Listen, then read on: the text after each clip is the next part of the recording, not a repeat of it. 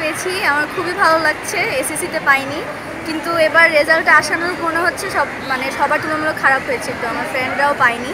কিন্তু এবার শুনেছি ভালো চেক করেছে খাতা, তাই হয়তো এরকম নাম্বারে এরকম কম এসেছে। আমার কলেজে অতটা রেজাল্ট ভালো হয়নি, কিন্তু আমরা সবাই আমাদের যথেষ্ট চেষ্টা করেছি। আমাদের টিচারদের অনেক অবদান ছিল। Thank you to all of them.